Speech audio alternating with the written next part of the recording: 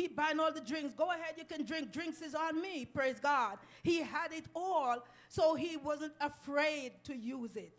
So because of that, he attracted people. People stay with him. But once all that money is gone, praise God, that was it. All those friends that he had, all those people that flocked to him, all those people that he believed were his friends, they all deserted him. Praise God. And now he is out there totally destitute with nothing. Praise God. So we have to realize there has to come a point in that situation where we have to turn around. Praise God. So this is where the story changed, and this is part that I really love. From verse 15:21, it says, when he came to his senses, he said, how many of my father's hired servants have food to eat and spare? And here I am starving to death.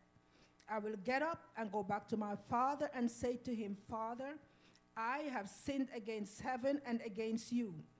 I am no longer worthy to be called your son. Make me like one of your hired servants. So he got up, went to his father. But while he was still a long way off, his father saw him and was filled with compassion for him. He ran to his son, threw his arm around him, and kissed him. Then the son said to his father, Father, I have sinned against heaven and against you.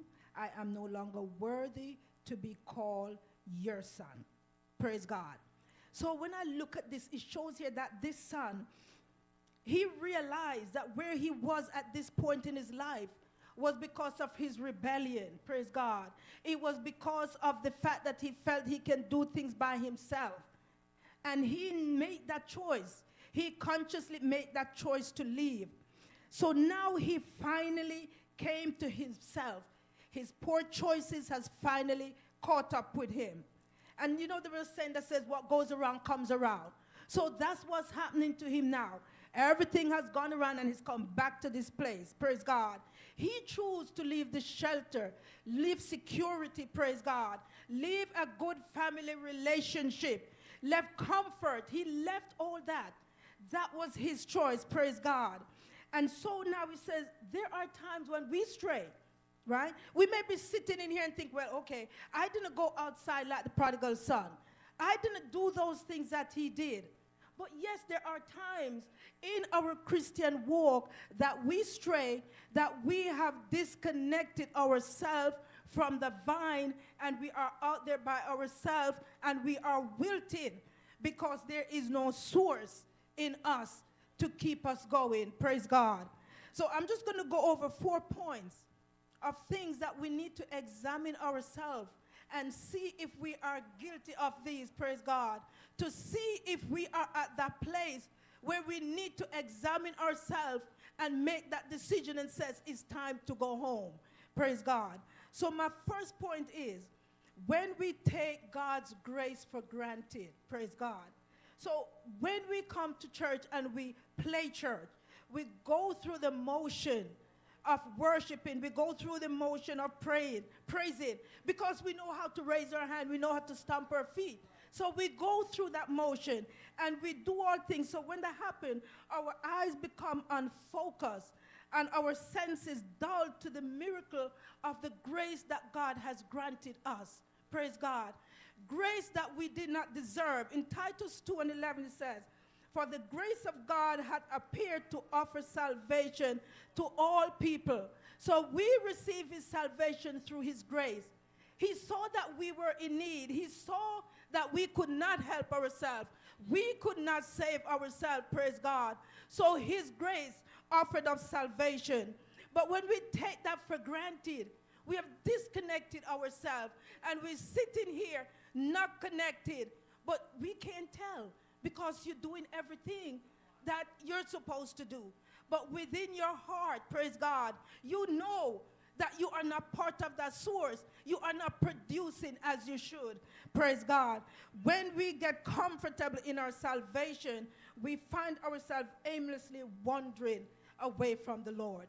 So when you find yourself in that situation, you have to say, you know what? It's time to go home. I'm not at the right place. Praise God. The next one is when we are afraid. When we are afraid. And fear sometimes can be so overwhelming in our lives. Praise God. And in 2 Timothy 1 and 7, for God has not given us a spirit of fear, praise God, but of power and of love and of a sound mind. Praise God. Life will happen. Things are going to happen in our life that sometimes may knock us off track. So when we face situations that we can't handle, when storms are blowing, when our finances all upside down, praise God, when there is sickness in our family, praise God, when things are not going well at home, and we fear and we think, okay, how is this going to work out? We cannot exercise fear in those situations, praise God. We have to make sure that we stay on track. We can't allow this situation to blow us off course. We have to stay on track. We cannot allow fear to be part of our decision, praise God. We cannot allow fear to tell us that, you know what, this ain't working. I'm going to go and try it my own way, praise God. We can't do that because it said God has not given us a spirit of fear. He has not given us a spirit of fear, but he has given us a spirit of a power of love and a pure mind. Praise God. That means our mind has to be focused on him. Our mind